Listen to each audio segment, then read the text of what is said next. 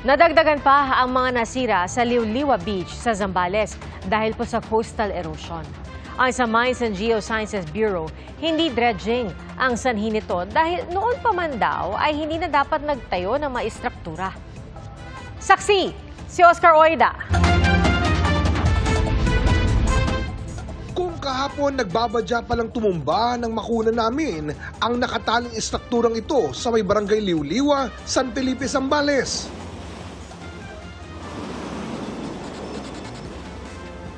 Kaninang umaga, tuluyan itong napatumba ng nagngangalit na alon. Kasabay nito ang tuluyang pagbagsak ng pag-asa ng resort manager na si Gladys. Dalawa na kasi sa minamando niyang resort sa lugar ang na-wash out ng alon. Lalo ako po, may anak po akong grade 10, may grade 5 and nasa SPED na sa bayan na nag-aaral. Kasi kami, tiga-baryo pa po kami. Malayo po ang baryo sa bayan. So yung panggastos namin araw-araw, dito lang namin yung kinukuha po. Kaya napakalaki yung nawala sa amin ngayon. Sa ngayon, umaasa lang daw sila sa kung anumang maiaabot sa kanila ng may-ari ng resort. Kanina, namataan namin ang mga tauhan ng Mines and Geosciences Bureau at PNP Maritime Unit na nagsasagawa ng pag-aaral sa lugar at kung ligtas pa ba itong puntahan ng mga turista.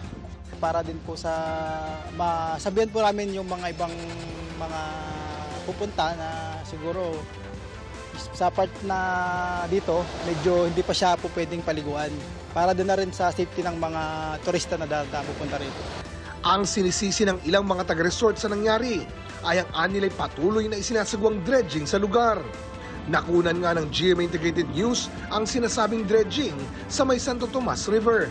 Ayon sa mayor ng munisipalidad, malaking tulong ang dredging para maibsan ang pagbaha sa kanilang lugar, lalo't heavily silted na ang kanilang ilog. Manang bayan ng baha parati eh.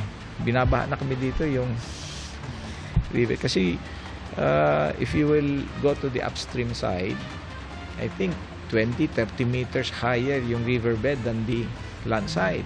So, you see, lahat ng tubig sa bundok. Bago dadaan doon, dadaan mo na rito.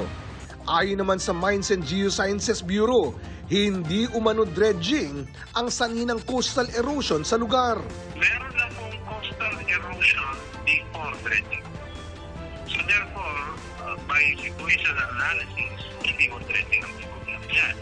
Sabi ng MGB, malaking bahagi ng baybayin sa ilang bayan sa Zambales ay bahagi noon ng dagat bago pumutok ang bulkang Pinatubo noong 1991.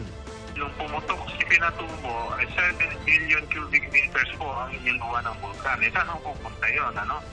Either tamunan ang mga nasa slopes ng bulkan, or pumunta ng dagat. Matter of fact, we have the shoreline 1 kilometer to the east ng ating shoreline ngayon. So ang abante sa San Felipe and San Narciso is 1 kilometer from the 1977 shoreline. Kaya nga raw itinuturing na unclassified land ang naturang lugar.